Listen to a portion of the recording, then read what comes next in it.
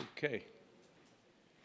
Okay, good afternoon. I understand you all have had numerous briefings, so I won't repeat everything, but I would say a lot of time on DEI and the accelerator program in particular.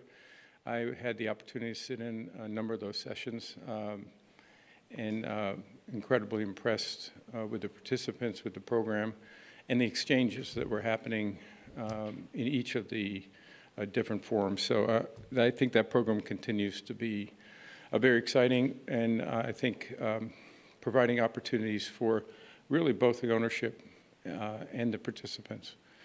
You all have heard the news on Super Bowl 61. Congratulations to Los Angeles. We're excited about returning there.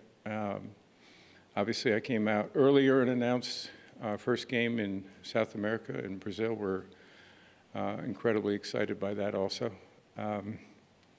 We talked a little bit on the football side about some of the competition committee priorities, but 32 clubs were in that room and 30 of them are still in the playoff hunt. So that's never happened to us before at this time of year.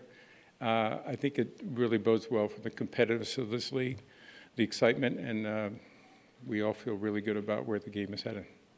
So I'm happy to take your questions. Let's begin now with Jason Reed, Kansas State. Hey, Roger, when the league put out that fact sheet last week, the numbers were really good across the board. So 2 questions. One, generally speaking, how do you feel about the fact that the numbers are improved? And with the numbers being so improved, do you think the league basically has done enough right now to be in a good spot? No. Jason, I don't think we've ever done enough. I think, you know, we've said this before, DEI and the efforts to make our league more diverse only make our league better. We saw it today. We saw it over the last couple of days, incredible talent, incredible people are making our league better today and will continue to grow and continue to move into positions, general managers, head coaches. They obviously weren't here today, the head coaches, but we see that talent across the league. I think that's fundamental to who we are.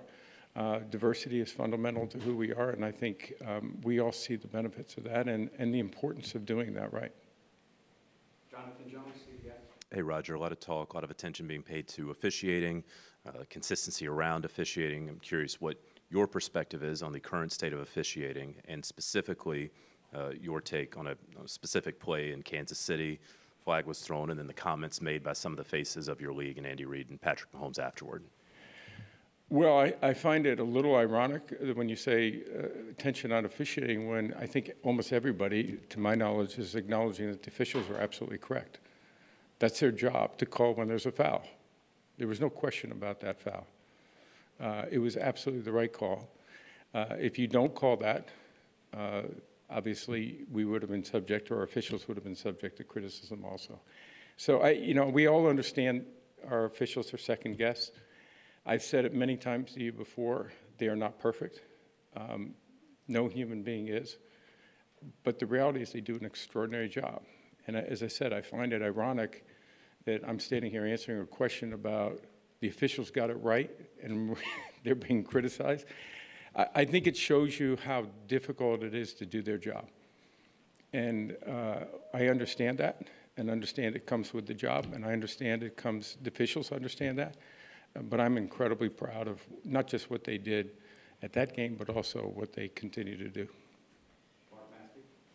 Roger, some of the rules that were discussed here in the context of health and safety, the kickoff, the hip drop tackle, the push the quarterback play. Do you have a view that you would like to express now on any of those, and maybe sort of a time frame on what you'd like to see them addressed? Well, the time frame will be with the competition committee. We'll start that pretty much right after the season. We have been collecting data on all of those throughout the season. There are a number of issues, some that which you didn't mention, that we still want to look at that I think are important to the game, either from a safety standpoint or a competitive standpoint, a fairness standpoint, or just an excitement standpoint. I think we'll continue to focus on special teams and trying to address the kickoff. We believe that the foot is an important part of the game, and kickoff returns are an exciting play. We see it at 20% this year. We'd like to see that higher, but we also want to make sure that the injury rate is addressed. And so we're going to have to innovate. We're going to have to be smart. We're going to have to do what we've done before, which is make the game more exciting and make it safer at the same time. We've proven we can do that, and we're going to do it. Hip drop, I would tell you, I think we all should work to get that out of the game. You see it escalated in the number of times it occurred this season. The injury can be very devastating. We saw that also. It's not just happening at the NFL level, it's happening at other levels. It's something that I feel we've got to work very hard to get that removed this spring. I'm sure there's 100 others, but those are the two that struck me. Yeah, Roger, you mentioned how challenging the officials' job is, and as the game gets faster and everything else. And I think you'd agree that like the technology that's available is one of the reasons why they're criticized so much, because we can see so much more on TV than we were able to 10 or 20 years ago. Do you think the league needs to do more to use that technology to help the officials, whether it's through somebody up in the booth, you guys in New York, how you use the chains, all the different things, like how much do you think technology? How we use the chains? Well, the chains, like the idea of using electronic chains has come up, you know, like some of the things that have been in the game forever. I guess that's a bad example. Yeah, listen, I understand the broader point is correct, and I think we have. You know, I think you've seen evolutions of that, and some of it is because the coaches or the ownership or the general managers, the league in general, wants to make sure that that technology is going to be used properly. And so we've worked really hard to try to institute that. And as an example, you know, we do the quick reviews now, and I think that's made a big difference. It's at a higher level than it's ever been. But I think it's not only gotten the call right quicker, it's avoided challenges, and it's also, I think, sped the game up, which I think is important. So I think we'll continue to do that, and I see using that technology more often. But you're absolutely right on the core issue, which is ultimately we're seeing things we never were able to see before. The fans are seeing that. And it's, you know, as a result of that, it makes their job harder. I've said that for years. But they understand that. But one of the things I think is really important is how many times it shows it the right. I think it's extraordinary, actually. Roger, I got two things. One, a follow-up. You only get one question, Joe. Well, one is a follow-up, so I don't know if that technically counts. So we have to go to the replay for that. But on the question of officiating and the criticism that's coming from within with so many high-profile players questioning the credibility, are you concerned with the optics of that? And not only Mahomes, but there have been other players recently who, you know, fired off on the officiating. Sure, and listen, we understand that. That's not new. You know, you get that, and you know it's frustrating. We know how hard those players are playing. We know how hard the coaches are coaching. We know how much the fans put into it passionately. So we want to get it right every time. Unfortunately, I don't think we're going to be able to hit that bar, but we're going to sure work our ass off to do it. You remember when gambling and association with gambling was just so taboo when it related to the NFL? Wasn't that long ago, Jared? Yes. Exactly. So when you consider that, you know, the premier event, the Super Bowl, is headed to Las Vegas, how do you reconcile just kind of how the evolution of the NFL's acceptance or embracing, really, of the gambling industry has evolved? Well, you know, a lot has changed in that, obviously starting with the Supreme Court decision and changing the law. So I think we're now 38 states it's legalized.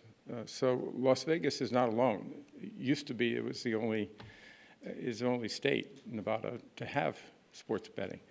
And so legalized. And so from our standpoint, we're adapting to what the environment is. And it's got its benefits in the context of greater fan engagement. A lot of our fans like to bet. But the downside, as we've always talked about, is protecting the integrity of that game. And that's something we feel very strongly about. I think as far as where the Super Bowl is, I was out there last week. You know, I have tremendous admiration for Las Vegas and the way that city has changed. It is such an entertainment town, an entertainment city. It is It is a different city than it was 10 years ago, 15 years ago, 20 years ago. And I think the number of families that go there, the number of young kids that are going there to enjoy so many other aspects of Las Vegas, it's become a multi-dimensional city, and certainly a sports town. And so I think they're going to do an extraordinary job, and I'm completely comfortable with, other than the normal anxiety I have before any Super Bowl, of getting it right. So there's a lot to do when you're in a new city. Roger, currently there's a record number of black team presidents and GMs both, but for the last 5 seasons, the league has entered the season with only 3 black head coaches.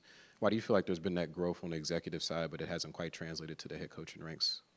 I think if I knew the answer to that, we'd fix it. I think the reality is what we have to do is do the kinds of things we're doing that I think are producing results in other areas. I'm confident that the clubs are focused on this, and the processes that we're all putting in place, both at the club level and the league level, will bear fruit, and the opportunities will come to the people who deserve that. Let's go with a couple more. Jeremy Fowler, ESPN. Yeah, Roger, it was said in that Yep. DEI session that there will be a woman general manager eventually, pretty soon. What would that mean for the league for that to happen? I think it'd be fantastic. We had several women that participated in the accelerator program. We have a lot of people, and we have one candidate in our office who I think is certainly could be a general manager. And so I believe that day will come, and it will come soon. Roger, just to go back to the playing rules on the quarterback push play, what is your feeling about that play? Do you want it to remain in the game? I haven't taken a position on that one. I think, the last year the committee had a lot of different views on that. The membership did. I want to hear that again this year. I want to hear how people feel about it. A lot of it's I like or I don't like. I think we want to look at, is there enough data to talk about the safety of it? Are there other aspects of it that we need to think about? A lot of coaches talked last year about innovation would come off of that play. I'd like to take a look back at that. Has that really occurred? I think in anything, it's important to hear the different perspectives, let the committee do their work. I'll be able to participate in that, and I'm sure we'll have a position by March. Last question, Josie. Hey, Roger, I was asking some of the female prospects here which owners they feel like were most open to potentially hiring them as a general manager. And as you were answering Jeremy's question, I was curious what you think specifically, though, would bridge the gap to creating, that transition to actually being in the position, whether it's flooding the zone with more prospects, whether it's increasing the comfort quotient, whether it's, shortlisting them automatically through back channels or what have you. I'm just curious what you think will bridge that gap. I think the number one thing, it goes back to talent meeting opportunity. The talent is there, and the talent is getting better. They're participating in programs like this. I think, there's only 32 of those positions. The turnover isn't quite as great there as it is in the coaching. But I think those candidates are ready, and I think it's just going to be meeting the two of those. Okay, thank you very much. Thank you.